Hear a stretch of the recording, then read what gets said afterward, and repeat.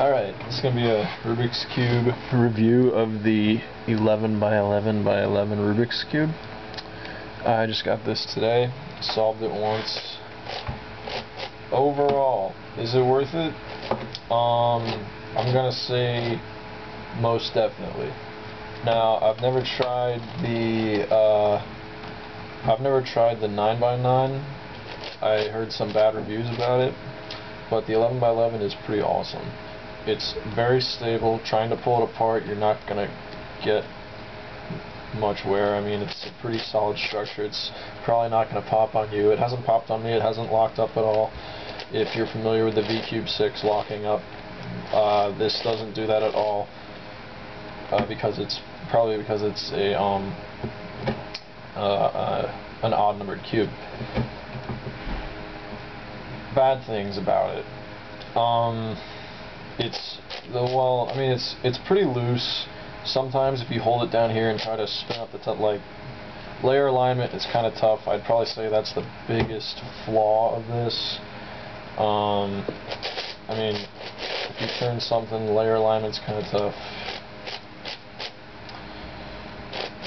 Overall, it's not too bad, but that's probably its biggest flaw. Another thing I have to complain about is the color scheme. Now, if you see here, I mean, I've dealt with cubes that have had red and orange stickers that are pretty close, but I think this is the worst. I mean, unless you're in really good lighting, I don't even know if you can tell the difference between the orange and the red compared to this V-Cube, which I have on it smooth tiles from CubeSmith, and these are light orange, and this is the regular red. And with the red from here being lighter on here, and pretty sure the orange is also darker, it just doesn't make for a good combination. I mean, when you're solving the centers and you have to look for a difference between red and orange, it's really not good. I had to be in very good lighting to do that. I might end up replacing these with tiles eventually. That's certainly going to take a long time. I haven't decided yet, but we'll see. Another thing, blue and green, yeah, I guess they're kind of close. Compared to these stickers, a little more distinguishable here. Another thing that's weird, it doesn't really bother me, but it's just there. The orange, the yellow side, it's more of a gold than a yellow. I don't even know if you can see it off a glare, but it's kind of like really shiny. A lot of these stickers are really shiny. The red side's really shiny, the blue side, actually the blue side's not too shiny, but yeah, the yellow side, the orange side, and the red side are all pretty shiny stickers, which I'm not really a huge fan of, but whatever. Here's a size comparison, obviously, and the 3x3. So there's it next to the 7x7. Here's it next to the 3x3. If you want a 3x3 size comparison, it comes up to exactly half the size of this. So if you stack like 8 3x3s in a cube, that's going to be about the size of an 11x11.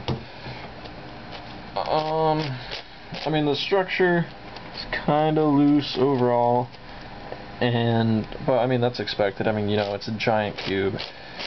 It's pretty loose. I was surprised how well these turned. Doing finger tricks is, I guess, possible on the outer layers anyway, because it's 2.5 times as large on the outer sides, but it's not necessarily extremely easy to do, but it's bearable, and it's pretty heavy, and it's pretty oily. These stickers, it's kind of oily compared to the smooth tiles. Probably another reason I'm going to change them to tiles. But overall, is it worth it? I'm going to say most definitely. It's definitely a challenge. It will definitely take you a lot longer than a 7x7. and it's certainly impressive. And if you have an extra couple hundred, I'll say go for it. It's pretty awesome.